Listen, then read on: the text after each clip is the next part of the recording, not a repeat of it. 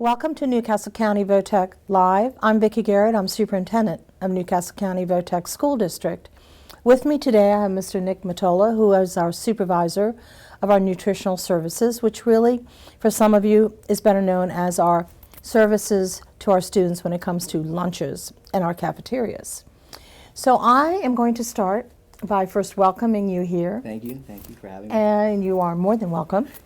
I would like you to talk a little bit about, you've been in this job for a little over 7 years, and there have been a lot of changes that our federal government has issued when it comes to our foods, where you've had to take some of the favorite things our students like the little Miss Debbie's, Yes. and French fries, Yep. to some of the more nutritional requirements. Yes. So talk to us a little bit about what those changes have meant. Okay, that has been a challenge, and those changes came about significantly in 2012, 2013. And you're right, we had to take some of the favorites off the menus that the kids really enjoyed. The class that affected the most is now our seniors, who were freshmen at the time, and they embraced the change. At first they had to, come to grips with it, but they did a nice job, and they're excellent kids. So some of the changes that we had to make were taking some of the snack items away, the a la carte items that they really enjoyed.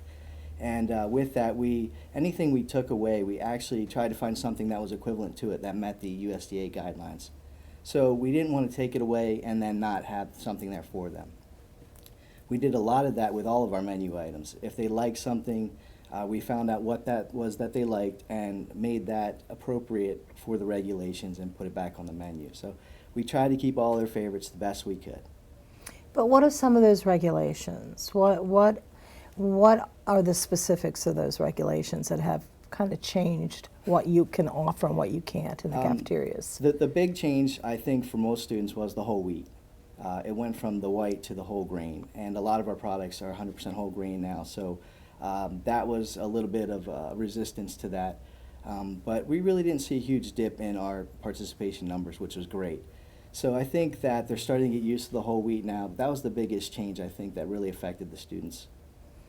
Well, how about some of the other foods that are required of students, and some of the students may not like those particular foods? What are Sure. some of those things? Yeah, some of the things, like the vegetables and the fruits, they were split into subgroups. So we have to have an orange, we have to have the red on there every week, the green leafies.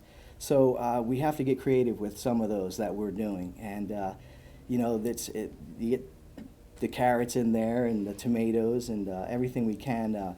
We have a couple featured items that the kids seem to be enjoying now. We have garbanzo beans or chickpeas, Right. and we do oven roast those, and they seem to be going quite well. We do a lot of the carrots, honey glazed carrots, ginger glazed carrots, beans and greens, which are going quite well too. So I think the palates of the students are getting a little bit more used to what we're doing and more refined on accepting those. So it's been a challenge, but a good challenge. And we always ask their feedback too. We never want to put anything out there without trying it, or we try the best. When we do put something out there, we ask them if they liked it or not. So their feedback is really what drives us and motivates us to want to find different ways of presenting these. Now, I've always been curious, are there certain requirements for quantity for elementary, middle, high school students? Yes. How does that work? Yeah, those quantities are broken out specifically for those grade levels. And it's all about the amount that you're giving them or allowed to give them. Right. And fortunately for us, we have an excellent dietitian on staff who does all that work and that calculations to make sure that all of those meet the nutrient analysis and required by the USDA. So at our level, it's, for breakfast, there's requirements, and for lunch, there's requirements. There's more proteins at the higher levels. So we are, we're doing well with that, and I defer that to my dietitian because she's a pro at it. Do any students ever complain that they don't have enough food on that particular, Sure. Whatever the meal is for that day? Do they Right, ever yeah. have complaints about? Sometimes, there's not a lot. There's, obviously there's going to be, because the portion sizes for what people are accustomed to eating outside of the school is larger portions. Right. But we're following the portion sizes recommended by the USDA, which are for healthy diet, healthy lifestyle. So yeah, we do get those complaints sometimes. And anytime we can offer more, we always try to offer more, because we know we have growing adult Right. young students here and young adults, and we want to make sure that we're giving them what they want. We know there's athletes here as well, so we're always trying to provide good food for our students and give them the most and the best we can.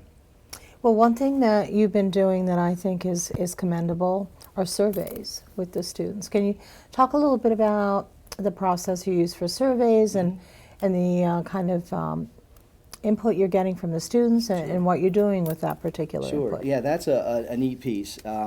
We're with the surveys. We do surveys twice a year. We do a breakfast survey and a lunch survey, and what we're really trying to find out is what the kids really want. Are they satisfied? Are we hitting their expectations? On those surveys, there are certain questions that deal with specifically about the food. It could deal with the cafeteria itself, the climate. Do they like the settings, the tables? There's also questions on there that we may ask about the service, the quality of service. So we really try to hit all aspects to make sure that we are getting good feedback so we can address those needs. Now, what do you do with that?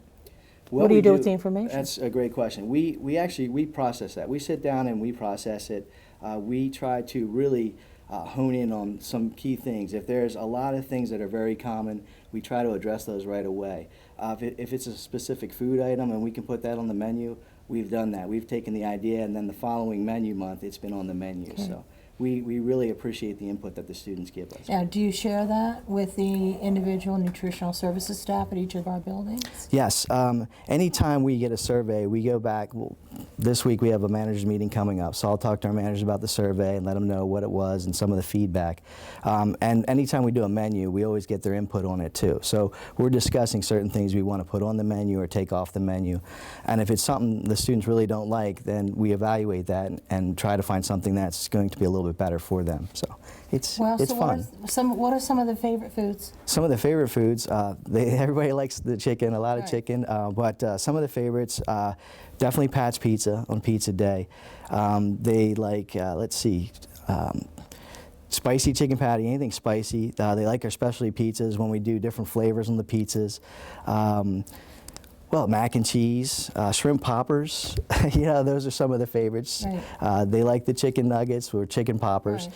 We've been doing some of the international cuisines, like tacos or different fish tacos. We had a fish taco that we ran in the fall, and we're running it again in the spring, and that seems to be selling well too. So there's a lot of things that we get creative with, which is very nice. And again, it goes back to what the kids really want. Right. A lot of our menu choices, we try to replicate what's going on in the industry, in restaurants. We look at Wawa, we look at Subway, things like that. So a lot of our cafeteria menu items are driven by those things that the students eat outside of our building. Well, if something's popular, what's the frequency of you bringing it back on the menu? We normally... For instance, the fish tacos? Right. You said you had in the fall, but you're going to bring them back in the spring? Yes. Why would you not bring them back sooner? You know what, and that's a great question. We try to do, our breakfast menu is a 2-week cycle menu, but our lunch menu, we do it per month. We create a new one every month. So a lot of that stuff is seasonal. Sometimes those are lighter, like a taco you'd think would be light with the warmer weathers, or something like that. So for in the winter, we'll do a heavier type of dish, like pastas, things like that. So we try to keep it seasonal as much as we can, but we also try to keep their favorites on. Another favorite I just remembered is they like the wings and mozzarella sticks. So that's on twice a month. Right. And some of their favorites are on twice a month. And you'll see that our menu, even though it changes monthly, those standards are on there. We keep their favorites on there. Well, I was meeting with a student group recently, and we were talking, of course, about the nutritional services area. And they mentioned asparagus, and why can't they have asparagus? Not everybody, of course, likes asparagus, but this group liked it and wondered why it wasn't there more frequently. And it was explained to them it's seasonal, but what was even better is that it's local. It is. You're getting it locally when it's available? Yes. How often do you do that with other foods? Right. So in the fall, we do apples, squashes. We ran the Brussels sprouts. which was another one that we tried to put out there, oven I won't roasted comment Brussels on sprout. Yeah. So, but the asparagus is in the springtime. We do strawberries in the springtime as well. So Pfeiffer is a local farm that we use here in Delaware, and we get the produce in the fall and mostly in the springtime as well. Which makes sense. Absolutely. Which is great. Now, I even didn't realize that you were bringing in local products in. That's fantastic. It is, and on our menu we have icons. So if there's a little icon, it'll say either it's house made from scratch, Right. it's fresh, it's from the farm, or it's new. And those icons, the kids know when they're on the menu, they can look for those too. That's great. So let me ask you this question. Do you see any changes coming from U.S. Department of Agriculture in the sense of relaxing any of these requirements? Well, as far as relaxing, not 100% sure on that because that's still on the table at this point. So there is conversation going on right now, and that's at the Senate, so it's in Congress. But what we're waiting to hear is probably something maybe by the summer or mid-fall or early fall. So we'll see, but we're just going to keep steadying our course and doing what we're doing.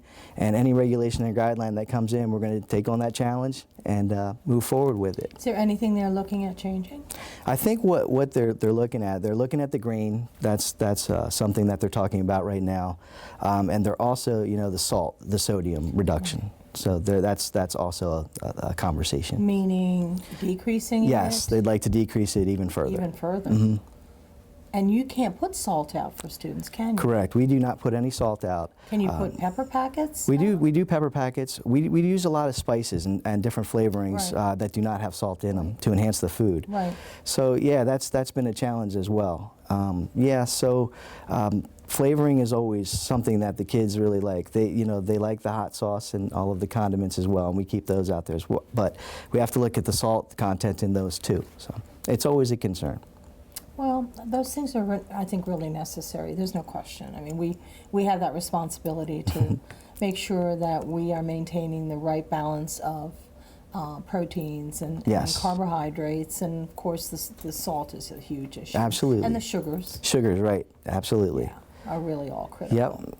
So, if you could ask for anything from the federal government to change, what might it be? Well, there's several different things. I mean, there's always, I would love to give kids in high school bigger portions if allowable.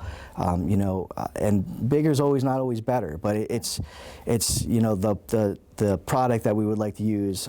I wish that we could always get the best product out there that we can.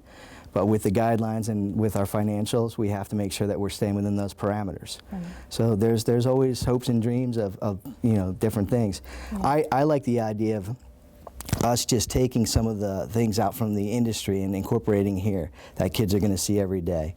The different foods. I know we'll never have steak and lobster and things like that, but we're trying to give them the best we can with what we have. So. Well, I want to commend you and your staff. I think you operate our nutritional services departments extremely well. Thank you. I think overall, from what I hear from the students when I do meet with them, they're pleased. Thanks. They're also extremely, I think they feel really special that you take the time to ask their opinions about what's working in the sense of the foods that they may like and some of the things they may not like. And I think that's really important for customer service. And I'm really proud of what you all do, and I know you have excellent cafeteria. Oh, they're great. As well. I love all of our cafeteria managers and our schools. The kids are great.